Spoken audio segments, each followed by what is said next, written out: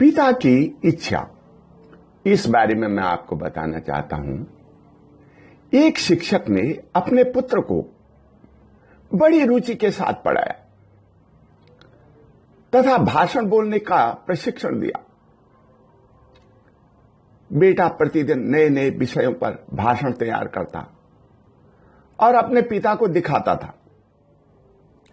पिता खुश होकर के कई बार भाषण को सुनता और जहां पर कमी महसूस करता स्वयं आवश्यक परिवर्तन करके दोबारा बोलने का अभ्यास करवाता था।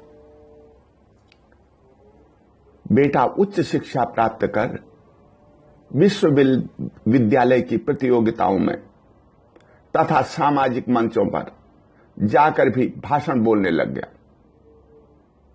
जहां बेटा जाता पिता वहीं पहुंचकर उसके भाषण को ध्यान से सुनता,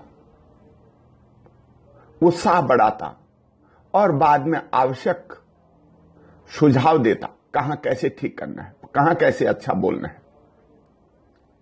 पुत्र पढ़ लिख करके प्रोफेसर बन गया। बोलने में निपुण होने के कारण उसकी ख्याति चारों तरफ फैल गई। जहां तहां उसके भाषण प्रसारित होने लगे। धन और प्रतिष्ठा की कोई कमी नहीं रही। शिक्षक पिता ने अब भी उसे सुझाव देना नहीं छोड़ा। एक दिन पुत्र ने पिता से कहा, पिताजी, सुझाव देना बहुत आसान है। मैं अब बच्चा नहीं, बड़ा आदमी बन चुका हूं। आपने सारा जीवन छोटे छोटे बच्चों को पढ़ाने में, समझाने में खराब कर दिया। अब आप बूढ़े हो चुके हैं, बुद्धि सही काम नहीं करती। अब मुझे आपके इन उपदेशों की जरूरत नहीं है।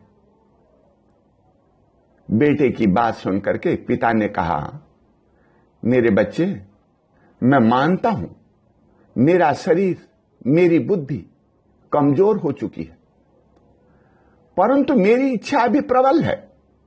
मैं चाहता हूं तुम निरंतर उन्नति करते रहो।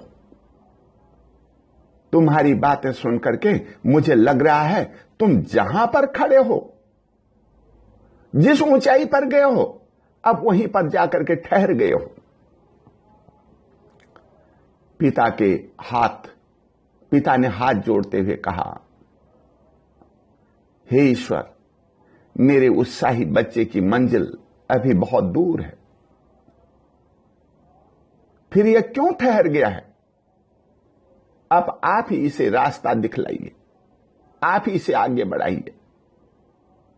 ओम शांति।